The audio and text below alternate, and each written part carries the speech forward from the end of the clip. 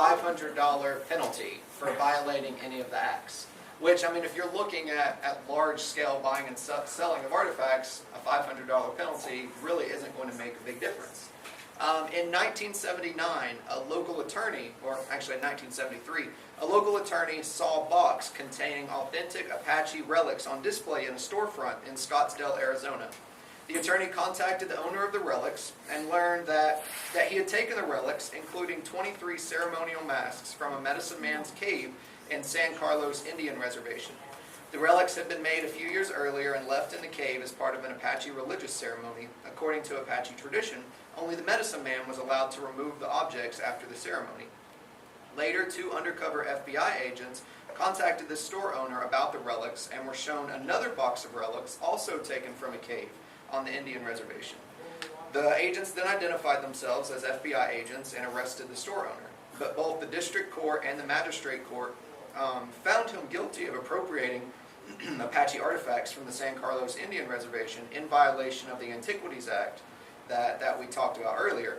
But the store owner challenged the constitutionality of the Antiquities Act, arguing that the act's failure to define a term like ruin, monument, or objects of antiquity made the act unconstitutionally vague, and there was no way that he would have been able to know that these ceremonial masks were significant in any way. So the Ninth Circuit Court found that based on the language of the Antiquities Act, the average person would not be able to determine that the term antiquity not only applied to age of an object, but also use of the object. Therefore, the store owner could not have known that his stealing of these masks was in violation of the law. So following this case, the Society for American Archaeology petitioned Congress for a law that would protect archaeological resources, and 9 months later, ARPA was passed, the Archaeological Resource Protection Act. It was enacted for the protection of archaeological resources and sites which are on public lands and Indian lands, and to foster increased cooperation and exchange of information between governmental authorities, the professional archaeological community, and private individuals. And with regards to the marine environment, ARPA only applies in federally marine protected areas or on other submerged lands which the government remains in hold of title to. It put in a felony offense of $20,000 in fines and imprisonment for up to 1 year for first-time offenders, and then second-time offenders fines up to $100,000 and 5 years imprisonment. And like I said, this isn't talking about single individuals walking on federal lands and finding an artifact and taking it home to show their family. This is talking about large-scale looting networks. And ARPA violations are still, people are still being charged with ARPA violations. There was a large ring down south a couple of years ago that were looting historic battlefield sites, and they charged them with an ARPA violation.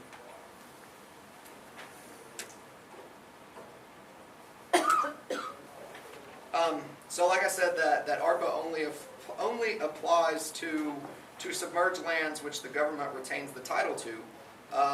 This is where we get the Abandoned Shipwreck Act. In 1988, the federal government finally addressed a gap in historic preservation law. As scuba diving was become more widely accessible by the public in the 1980s, treasure hunters had destroyed over 3,000 historic shipwrecks on the Great Lakes and other coastal areas. However, the real driving force behind the Abandoned Shipwreck Act was the destruction of a historic and culturally significant wreck off the coast of Florida, which is known as the Etosha. So Mel Fisher was a kind of widely known treasure hunter, and Mel Fisher found this wreck, the Etosha. And instead of allowing archaeologists to investigate it, he used what's known as mailboxing. You essentially take a mailbox cannon and direct the prop wash that comes off the back of your vessel down onto the site, which blows apart the entire wooden hull of the shipwreck, and then just leaves the artifacts laying that you can then collect. Where was this? Off the coast of Florida, down South Florida. I went scuba diving one time with a guy that was doing that. Yeah. I mean, at any rate.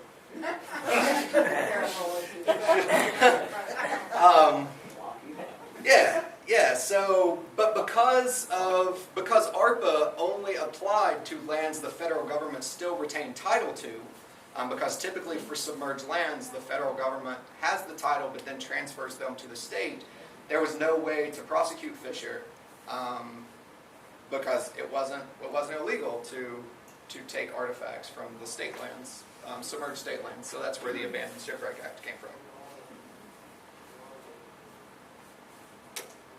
And I could talk forever about Mel Fisher. So for the sake of my blood pressure and anger management, I'll keep my Mel Fisher comments down. So archaeologists, we have had a horrible history with the treatment of Native American burial remains. We essentially use them as objects to study, objects to put on display in museums early on, without ever really connecting or recognizing that these are the remains of people's ancestors and they shouldn't be treated like just data for us to study.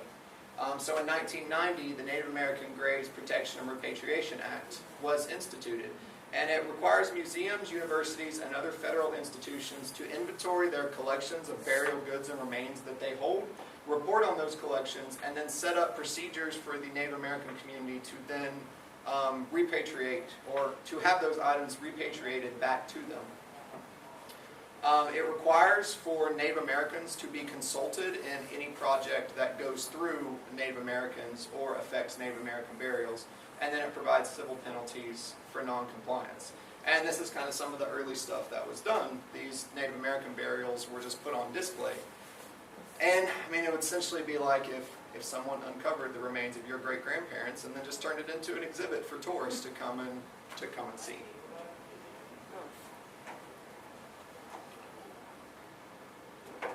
It's sad that you think it would have taken us 300 years to consider that them as a people would have had a different understanding of a burial and why we would never think to do that in Europe, but of course we never considered the American Indian.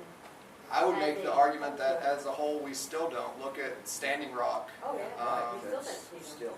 Yeah. That's at least it took them 300 years to realize, hey, maybe we shouldn't just walk in and take what we want. Maybe we should give it back. How much of it was actually repatriated back? That's kind of the issue too, is you have to try to identify the most likely descendant group. And a lot of times with these prehistoric remains, you really can't identify. Also, part of the problem with NAGPRA too is it only applies to federally recognized tribes.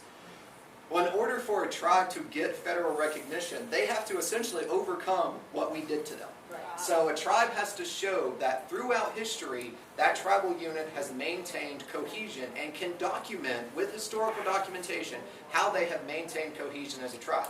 Well, when the Europeans came in, one of their goals was specifically to break apart these tribes. So essentially, we're trying to force the tribes to show that they were able to overcome what the Europeans were trying to do to them, or else we don't give them federal recognition status. There are no federally recognized tribes in West Virginia. So then you come upon the issue of, if you find Native American remains in West Virginia, what's the most likely descendant?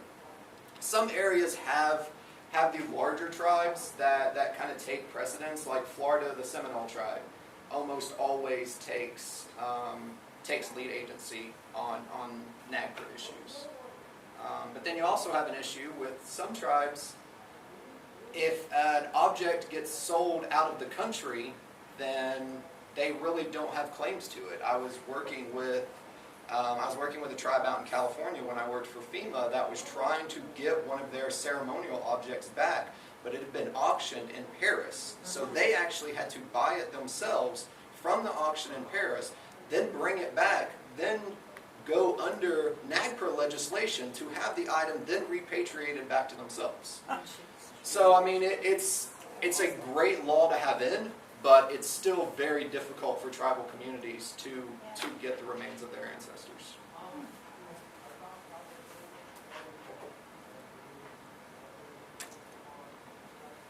So within archaeology, there's kind of two other subfields. You have terrestrial archaeology, and then you have underwater archaeology. Underwater is really been showing up since we really got the technology to dive. Previously, it really wasn't possible.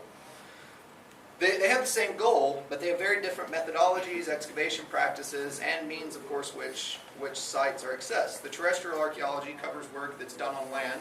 Prehistoric sites may be mounds, villages, burials, and historic sites may be homesteads, farms, or cemeteries.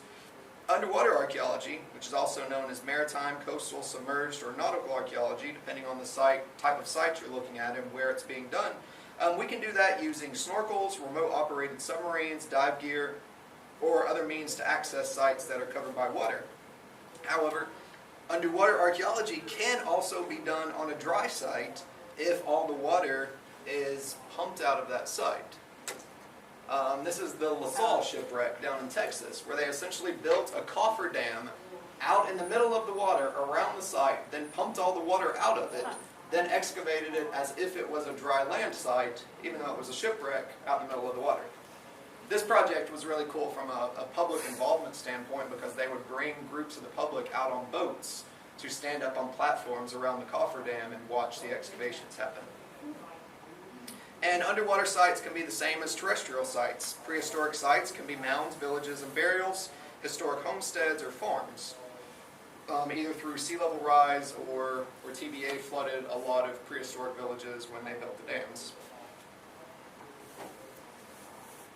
And there's also prehistoric sites that would not have originally been on land that were specifically underwater sites, such as bog burials down in the swamps of Central Florida, or dugout canoe caches that were specifically buried. Same with historic sites. You have shipwrecks, shipyards, ports are all sites that are typically exclusive to underwater archaeology. My master's thesis work was actually on a sawmill that's now an underwater site. They had a little point of land, and they were an Italian shipping company. It was a set of Italian brothers that had bought this sawmill. So they were timbering lumber and then shipping it to Italy. So as their vessels went to Italy, they were loaded down with the lumber. But they had to maintain the same balance coming back to America, so they would load stones in the bottom of the ships to wait out the boats. So when they got to the coast, they offloaded the stones. Well, eventually they had what's called a ballast pile. Eventually they had a big enough pile that they built a shipyard or a sawmill on top of this pile of rocks out in the middle of the bay, and then connected it to land via the wharf and built their company town on the land, and the sawmill was out in the water on this big pile of rocks. So my thesis work was an underwater site, but it was a sawmill.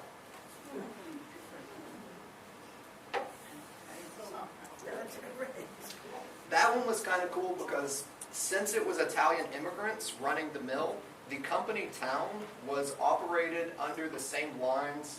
Well, the company town wasn't operated under the same type of segregation that the rest of the surrounding community was. Normally you would have had immigrants and other minorities would have been living in the African American sections of the town, but because this was being operated by immigrants, it was down in North Florida, there wasn't that line of segregation. So we were actually seeing essentially an Italian-type culture set up in the operation of this company town in the middle of North Central Florida.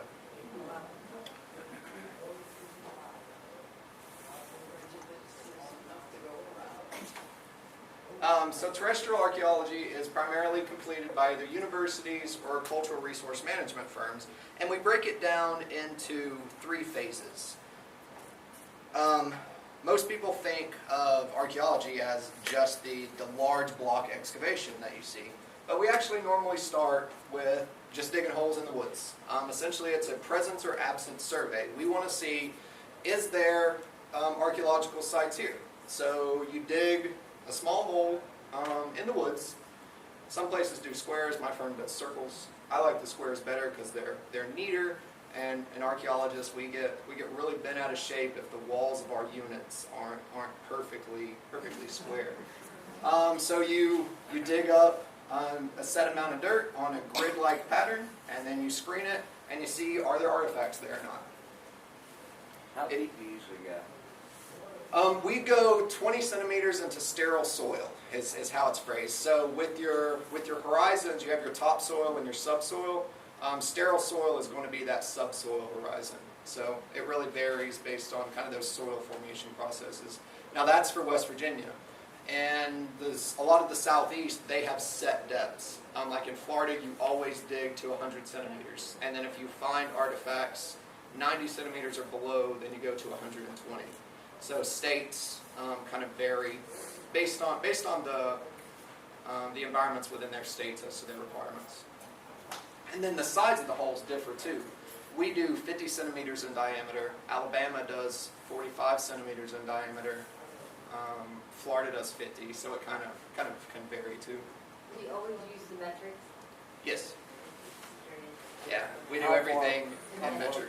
How far apart do you make your holes? Do you have certain areas you just lock, draw, whatever's where you feel So like? we do, initial survey is 30 meters, and then if we find artifacts, then we go and narrow in and we do it one at 15 and one at 10. So you kind of tighten your grid in a little bit. And if you don't find it that way, then you go out the other way, obviously, or not? If we didn't find anything in this hole at all, then the field tech would then just march on in a straight path through the woods and dig their next hole.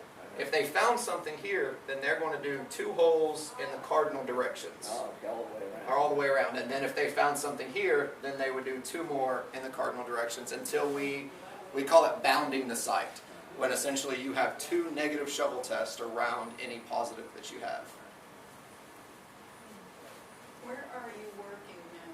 What's your, I work in my office is in Fairmont. I work for a small environmental firm, but we work all over West Virginia, Ohio, and Pennsylvania. And I'm trying to push my company more down southeast because that's where my experience is primarily at. But I've worked in Florida, Louisiana, Texas, Alabama, and then I did a lot of work out in California too. do we have your contact information somewhere? I can give it to you. That'd be good. Yeah. So this phase 1 survey is just going to be presence or absence. Are there artifacts here? If we find artifacts, then we're going to go into phase 2, which is kind of closer to more what people think about archaeology, but it's still not the large block excavations. The phase 2 is going to be, okay, what type of a site do we have here? We know we have artifacts, but are we looking at, are there post molds from where they created a fence or a structure, or is it just a small settlement? Do we just have artifacts? Is it, so yeah, a phase 2 is kind of what type of site do we have? And phase 2 is when we're going to make the determination of significance. Is this site significant enough to be potentially eligible for the National Register? Sometimes I can make a significance determination off of a phase 1 site, but a lot of times I recommend it for a phase 2 before I'll make an actual determination. What level, do you have a standard time to introduce things like ground penetrating radar? For CRM, we don't use a lot of the remote sensing for terrestrial surveys. Because the bad thing about my field is CRM archaeology, I don't get to go into these large regional research methods. Basically, I'm looking at, someone gives me an area that's going to be developed, and it may be a well pad, it may be a road, and they're going to say, is there an archaeological site here? And I just have to say, yes there is, or no it's not. Yes, the project's okay because it's not significant, or no, you need to reroute. Archaeology nowadays, in terms of industrial development, it's more about avoiding sites than really researching the sites, which is part of my issue with the profession. Universities is what's going to do a lot of your remote sensing work and stuff. Is that what you do basically in West Virginia? You're doing the CAD sites for the wells. Primarily, You do a yeah. lot of that. Yeah. I want to know where George Washington came from. You do a CAD site over there in North Virginia. Of like his survey work and stuff. Yeah. You know, So if you, BLM, the government land office on the BLM site has all the original survey plats. So you can go in and look and kind of see who was the surveyor, and you can search by surveyor too. So you could go in there and plug his name in, and it would actually show you the lands he surveyed. So that's at the BLM site? That's BLM Government Land Office. And if you just Google survey plats or land grants will do it too. That website will pop up. Okay, so yeah, the phase 2 survey is, we call it data recovery. We're basically just trying to get a little more data to make a determination on is the site significant. Most cultural resource management work actually stops here. Rarely ever do we go into phase 3 work, which are these large blocks excavations. Because it's the firms or it's the companies that are doing the development that pay for archaeology. So they're not going to pay for these huge excavations. They're just going to reroute their project around it.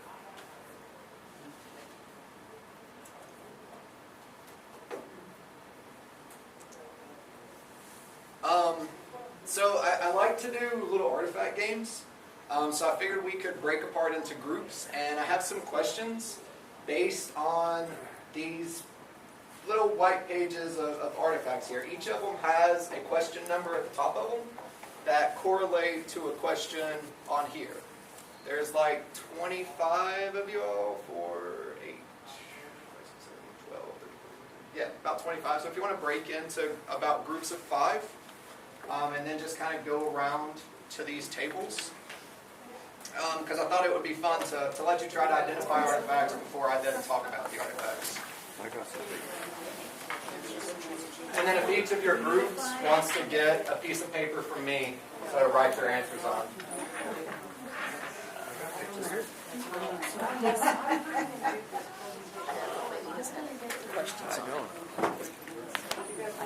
I don't know either. Sure.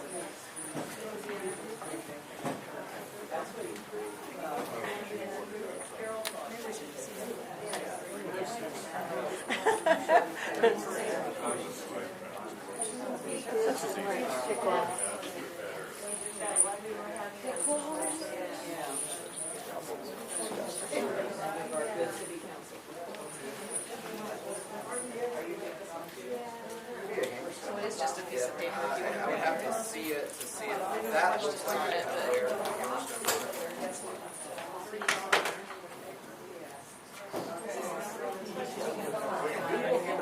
No, I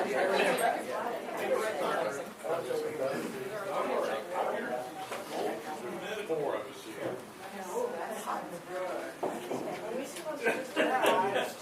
We got 4. We need to steal an extra. I got 2. I got paper for your answers.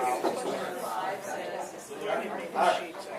And then there's pins at every little station. Okay.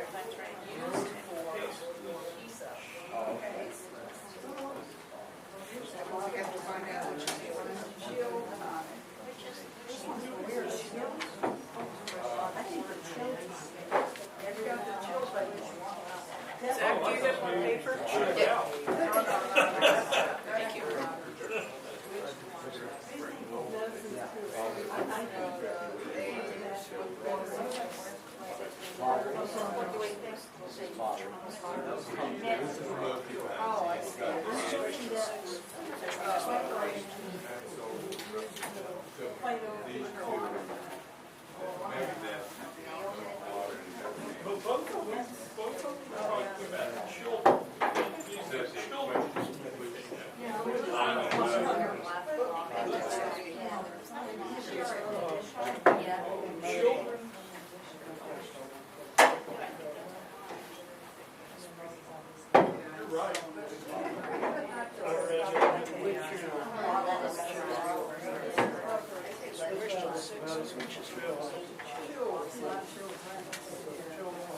Only 2 are ready.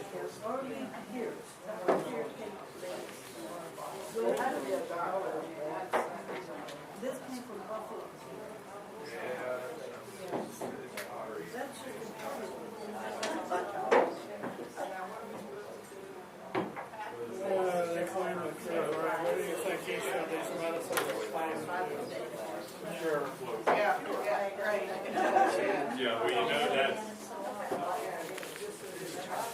going in there.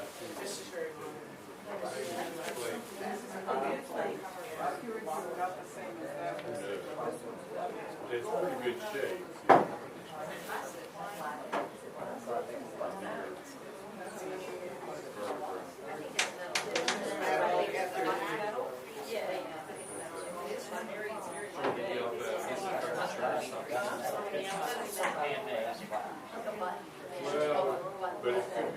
still be. We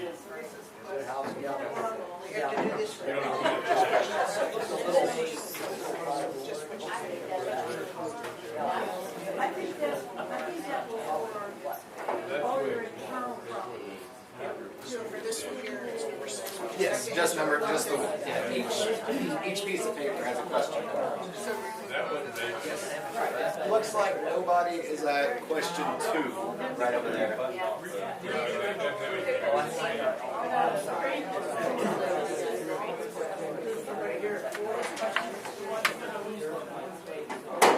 Just have to answer which one of them. Somebody over here. I think it was just a general treatment. Yeah.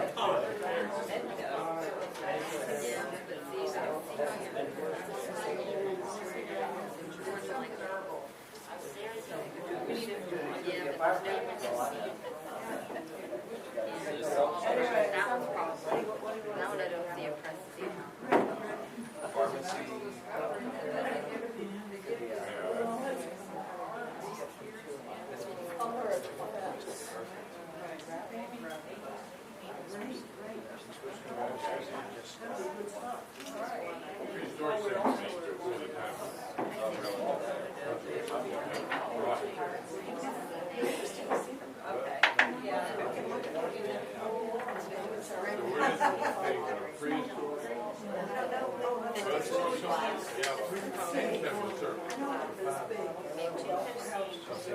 Prehistoric settings used to all the time. Yeah.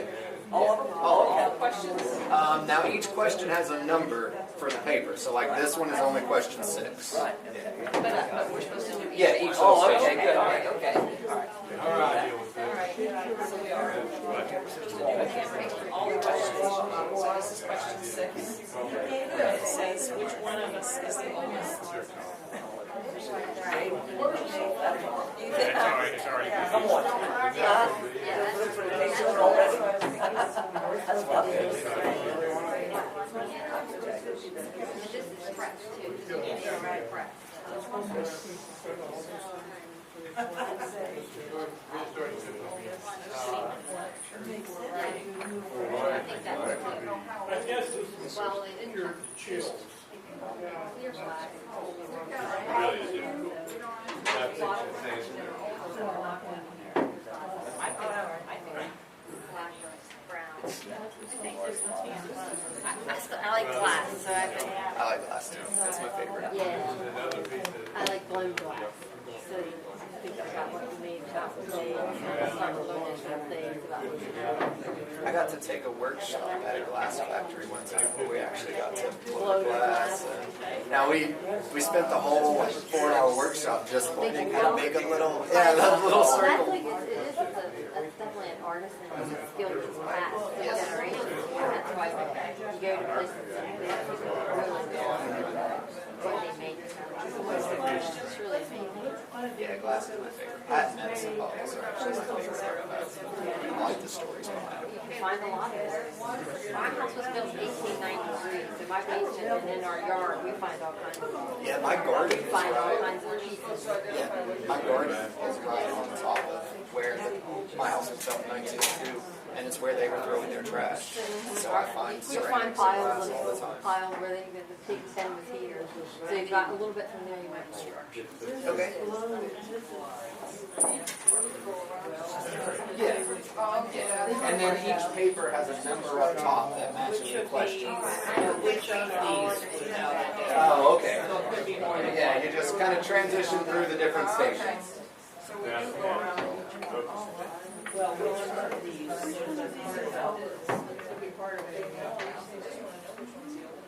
Joe, that's the question.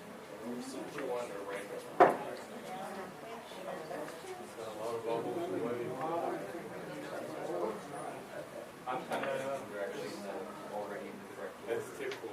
Yeah, I'm thinking the opposite thing. Glass. And the ones that have actually points of And then once your group has been to all the stations, if you'll just sit back down so we know when everyone's done. Yeah, you never know. Yeah. gonna stay on and compare. We're only supposed to do one question. No, all the stations.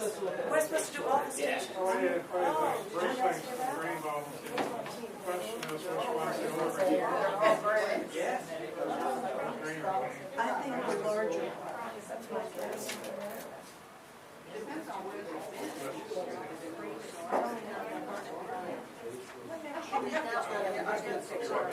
Oh, basically, still, yeah, the only thing is,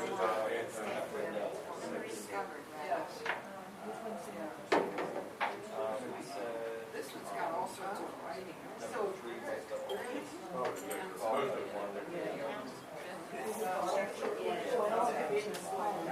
I think that's from 18.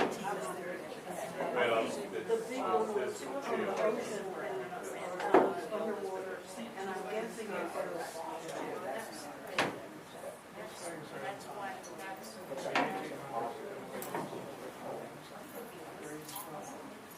they cured everything. Yes. I would say that would be most one, two.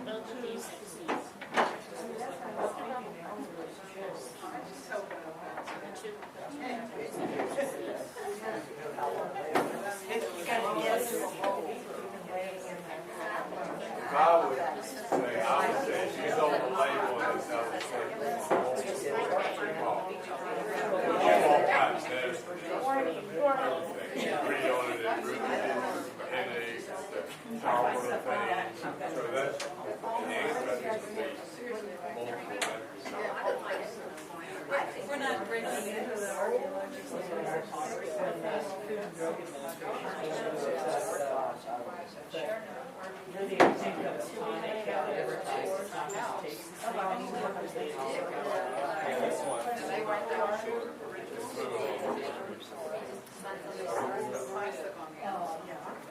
Take a deep breath. Yes.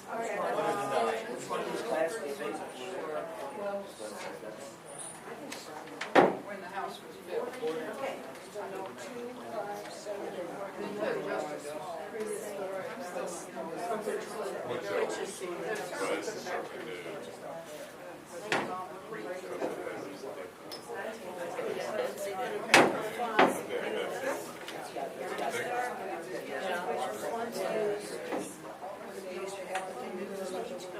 used for or pizza.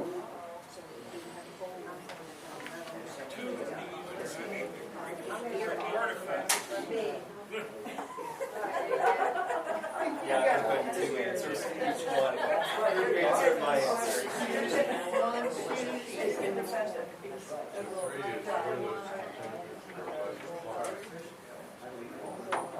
I always worry about the bottom here.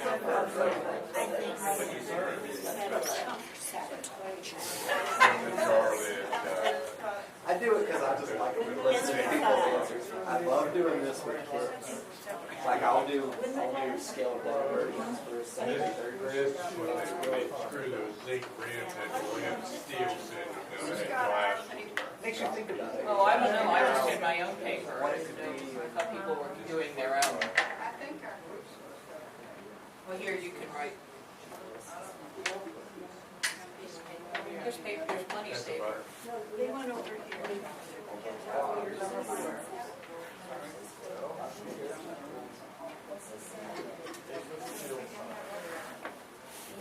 Bigger one, so the bigger one. Serious alcohol.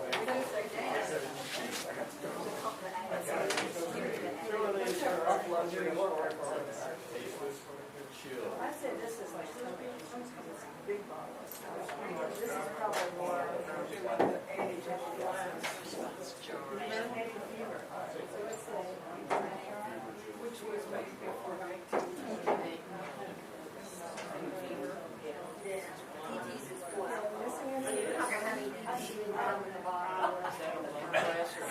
And that would be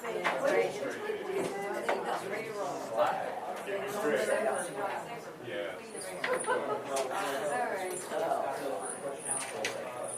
Slide.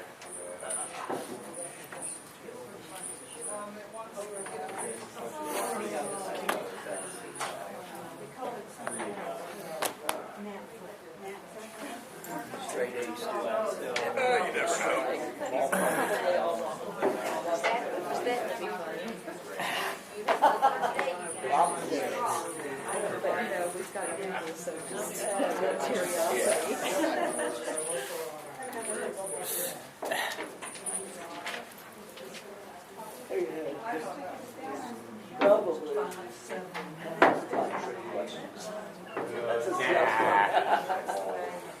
His backyard is making stuff out of Exactly. Yeah.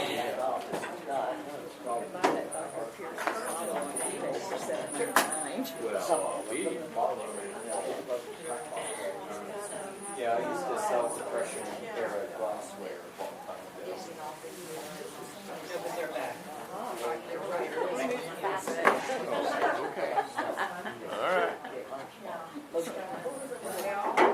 We weren't right. Yeah.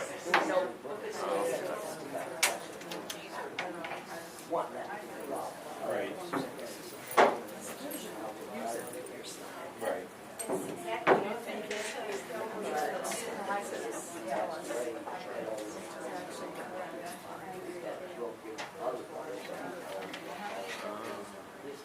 Oh, well.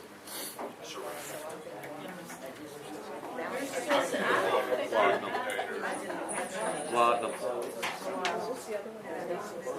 Yeah. Reese's, I think it was. Oh, the little one was somebody's. It could be the edge of a hole one time. Yeah, yeah.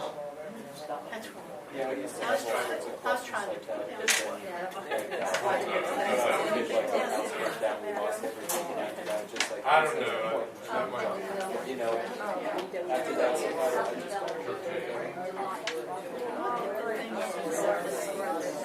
Well, they were fine. Ooh, yellow fever.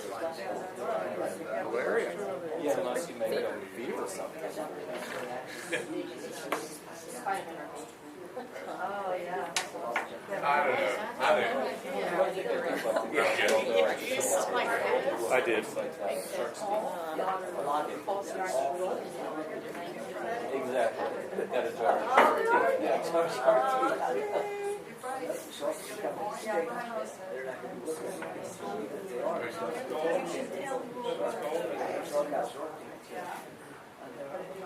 It's kind of unique. I grew up in southwestern PA where the plant was, and also Hazel Atlas as well. Two well-known depression. So there was just a lot of that box going to something else. And Yeah. there's a crash and some other things that cause just stuff like that wasn't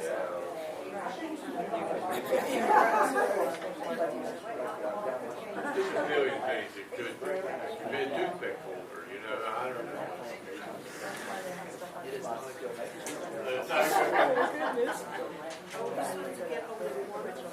There's a billion things that could be. I have to squash the rumor that Zack Cruz carries. like you said, you don't know. I have to squash that now. Zack, go for it for me. Well, it would work. Maybe you ought to start making it.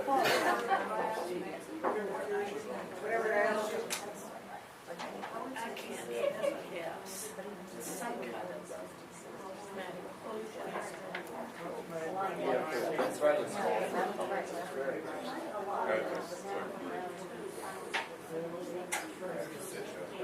Building.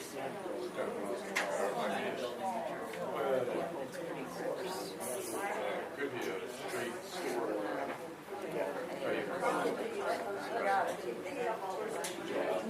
Some of the American history makes really encourage if they just dried clay. They didn't fire them. No, that's out of the jar. We've got those all over. They had these St. Charles graves. The center wasn't still like this. They was live.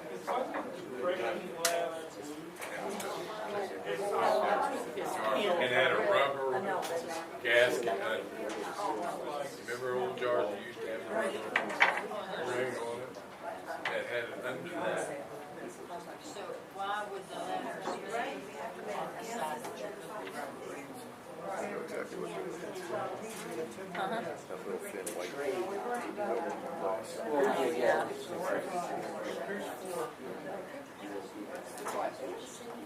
Yes, writing. knowledge.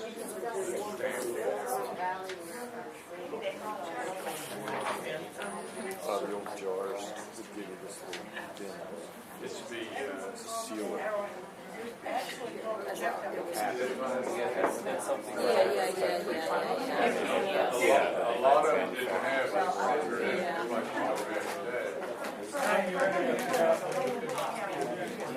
Like today. There's quite a lot of ones, yeah.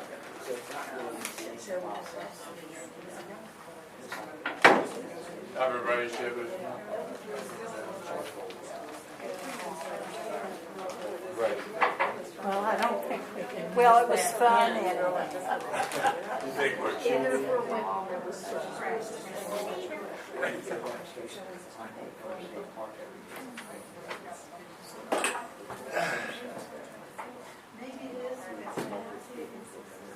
This lady left.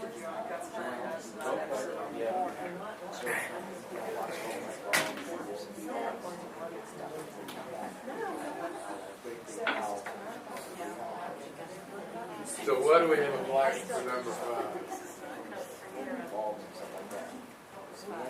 Number 5. Oh. Oh.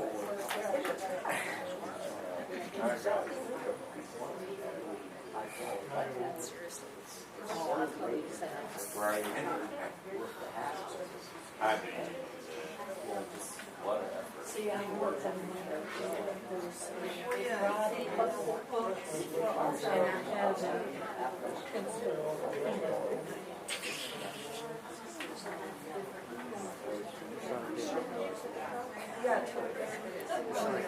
I have Okay, so. I'm just curious to see if it answers the things. It's not as but I have one that actually looks at you know, six. Oh, we got time. Huh? We still got more time. But he might get, they don't know, like, the one that I took, it did 2 hours. Maybe 2 hours, 15 minutes. See it. Oh, yeah, look, yeah. Did you ever try to? Have you ever had that? It looks there. It's you know, be able to help you, but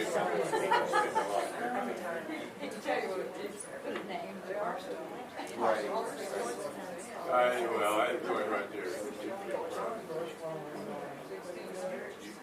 Did you ever try typewriters? They get and the old manual typewriters. I never used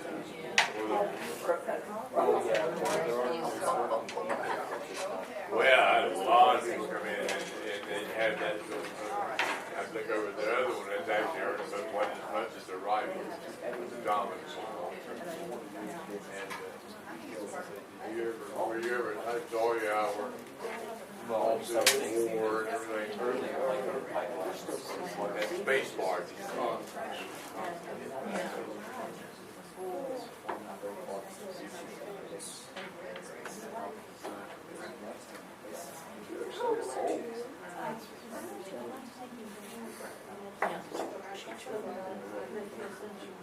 It just was beyond my I know.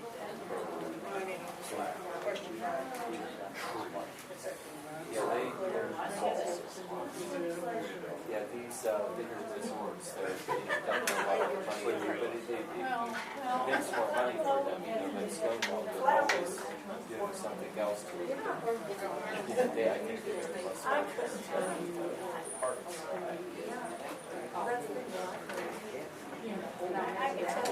I can tell you a maple. Well, and that's like the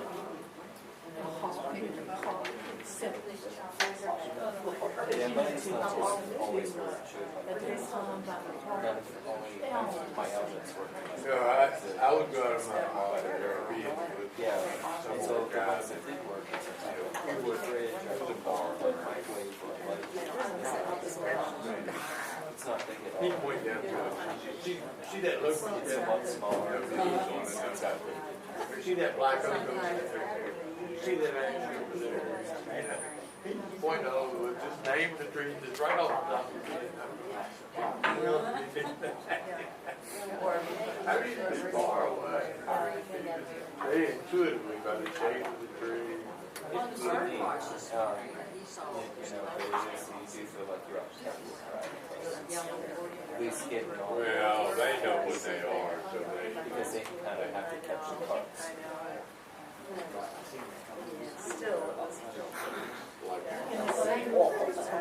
Yeah, I mean, they have to do maintenance on it twice a week. It shuts down for 3 hours. On Tuesdays. Yeah. Like we came in on Thursday and said, yep. I like it. I like it.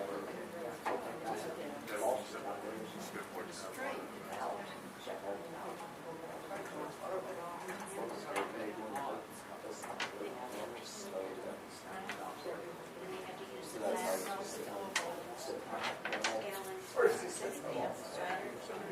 I like glass bottles. And my grandfather was I think my career, apparently he just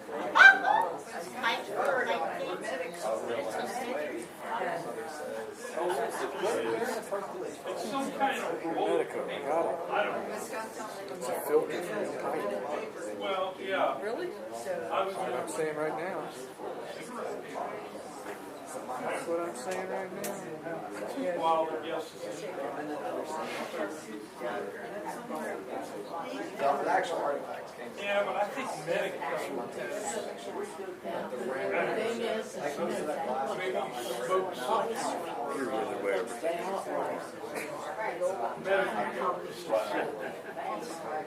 Really fast.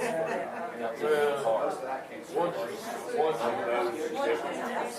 Once you know, you can look at it side by side, then you know. There's an extra, stripe.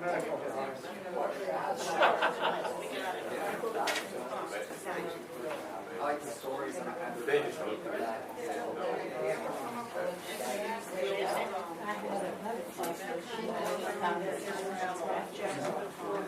that's how I.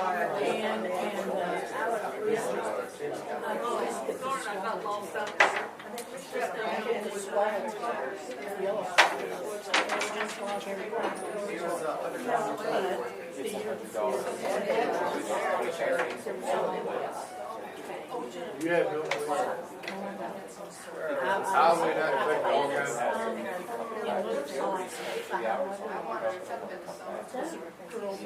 Just do it once and you're done. Yeah.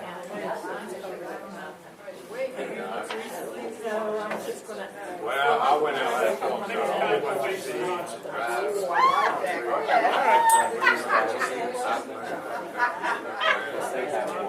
the other day, we found outside this little park. And they all started coming. I'm hoping maybe I'll get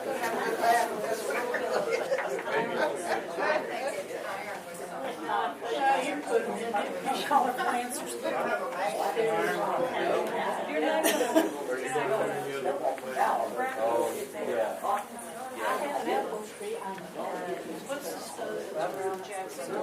Yeah, I remember to that apartments like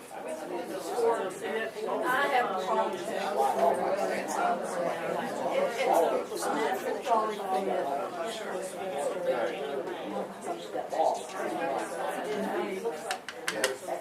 Way station. And he has that, so he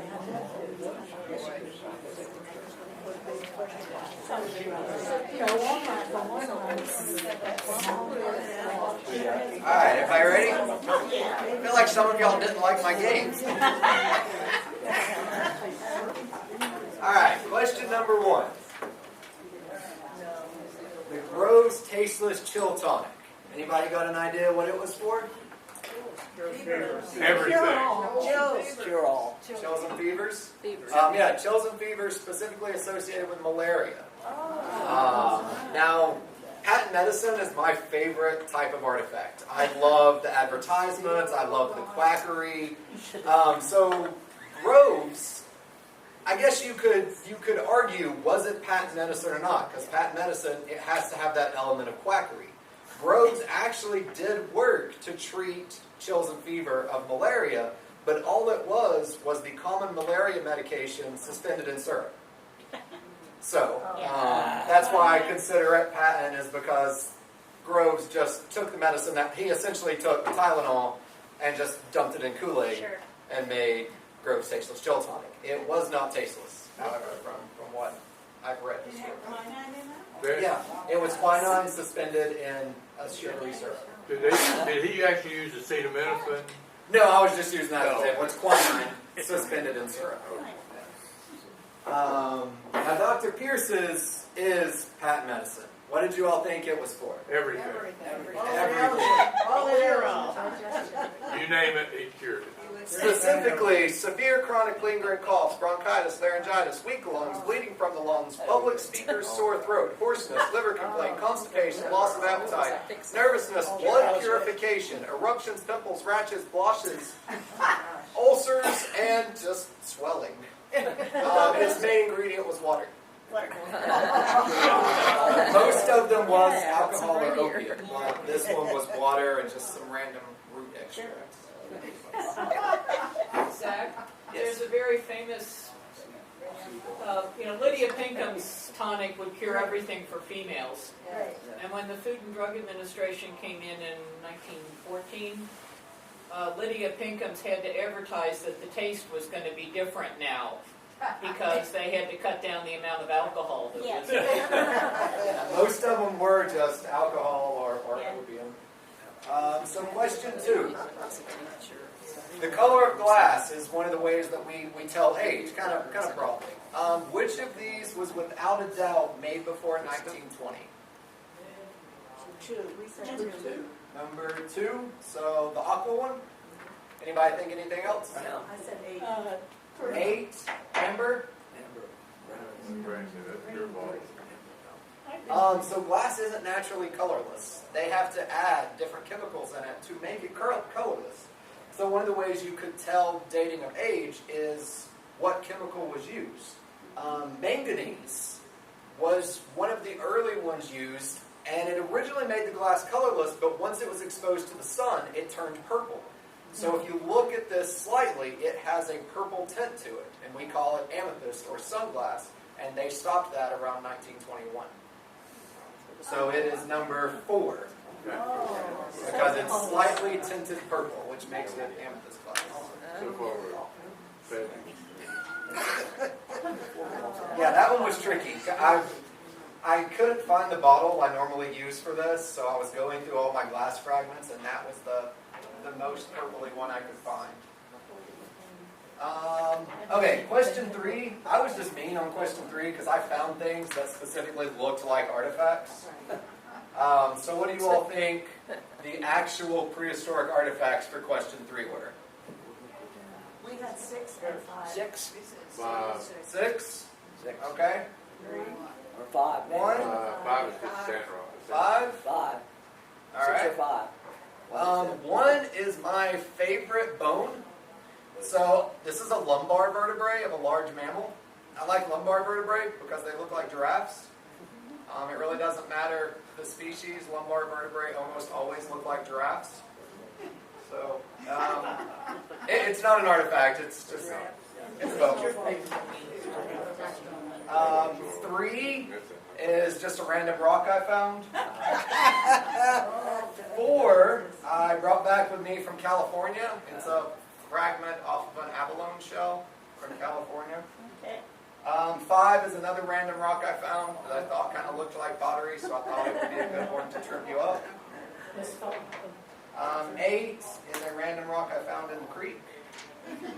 9 is a heavily weathered seashell. 7 is an actual artifact, but it's a historic artifact. It was a stone vessel that's been heavily weathered by water. The correct answers are 2 and 6. Yes. 6 is the tip of a projectile point.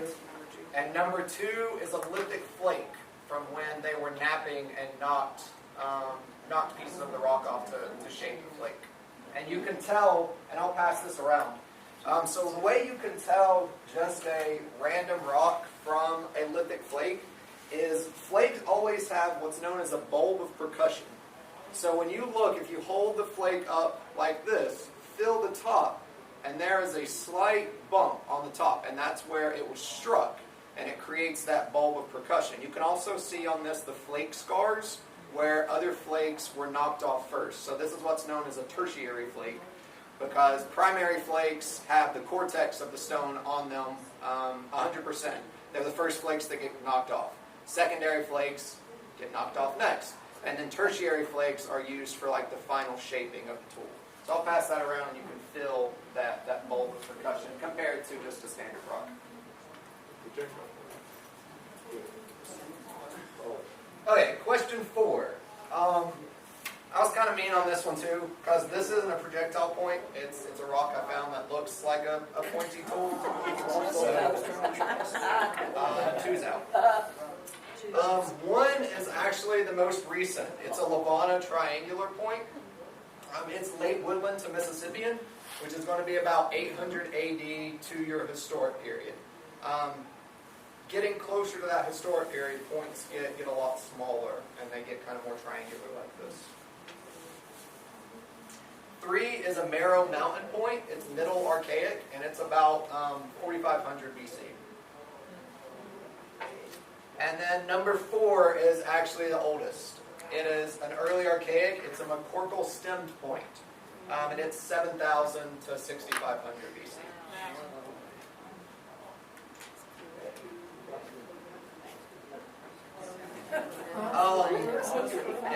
Yeah, so just random question. These points are really dirty. I haven't washed them. Does anyone know why you may not? I'm not going to do it on this. Of course, I wouldn't use them for a teaching class if I was. But why wouldn't an archaeologist wash a projectile point? You'd think you would to make it look nice. Blood and grain. Yeah, you can do residue analysis on the points to see what it was used for. Fingerprints, yeah. So All right, how do you question know that 5. random rock you found wasn't used as a tool? It could have been. Yeah. I mean, Indians they were very creative. They It reused could have been. I mean, their you could make an argument there's some use wear on it if you wanted to, but yeah. You're I found it when I was out walking the other day. Okay, so question 5. This has been a large part of my career, is looking at tiny pieces of what used to be historic artifacts and sitting and staring at them for hours and trying to figure out what they actually were. One of the things I really enjoy, actually, though. So, number 1. paving brick. Brick. Yeah, it's got a maker's mark on it. Where a lot of the earlier bricks, they would actually impress their mark into the brick to identify who made it. Question 2. Nail? Yeah. It's a heavily oxidized square nail, which means it likely came from a structure before the 1900s, when you have square cut nails as opposed to our more modern round nails. Where Yeah. was that found? That nail, where was that found? I don't know. We don't really keep heavily oxidized nails. Yeah. A lot of these artifacts came from my office, from our teaching collection. We typically deaccession nails from collections now, so I just have a bag of random nails. Number 3. Yeah, a stoneware crock. Kind of like this one. Maybe bigger, different color. This was Albany slipped stoneware crock piece, and then Bristol slipped on the inside. But yeah, kind of a crock, stoneware like this. Maybe bigger. Yeah. Maybe a pickling crock. Yeah. Number 4.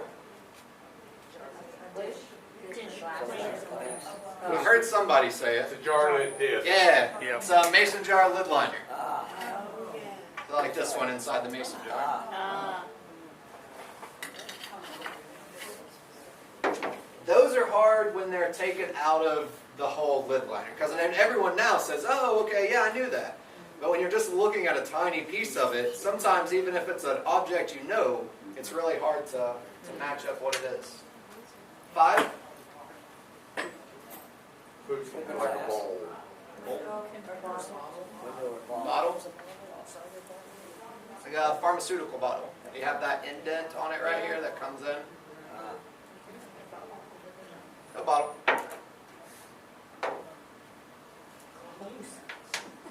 6, the historic artifact